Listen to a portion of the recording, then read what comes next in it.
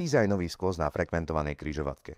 Inžinieri a naslovo vzatí odborníci na dopravu sa najnovšie rozhodli ukrátiť Staromešťanov o desiatky parkovacích miest. To, čo ešte pred pár mesiacmi bolo na parkovanie vyhovujúce, už podľa najnovších trendov z magistrátu vyhovujúce nie je. A tak obyvateľom Zochovej, Kozej a priľahlých ulic ubudli pod domami desiatky parkovacích miest a musia si zvyknúť, že ponovom zaparkujú ďalej aj o stovky metrov. Kto by však na ceste domov od auta stratil dých, sily načerpá na takomto novúčičkom dizajnovom mieste na sedení. Je síce umiestnené priamo v rohu križovatky, ale už teraz sa stáva hitom. Vedenie Starého mesta tvrdí, že posedenie využijú návštevníci Staromestskej knižnice, no už prvé dni dokazujú, že je to skôr terasa blízkej kaviarne. A propos, viete, komu kaviareň patrí? Poslancovi Starého mesta Jozefovi Čilovi, zvolenému za koalíciu Tým Bratislava a Progresívne Slovensko. Bežným štandardom a samozrejmosťou iných prevádzok a nielen v Starom meste je to, že si za svoje terasy a posedenia platia. Častokrát nemalé peniaze.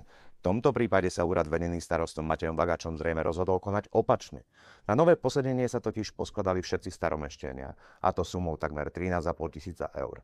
Presne toľko stáli náklady na tento dizajnový prvok, ktorý namiesto finančného prospechu pre mestskú časť prinesie prospech poslancovi Starého mesta. Mimochodom, už dnes jeho posedenie kaviarne zaberá značnú časť ulice.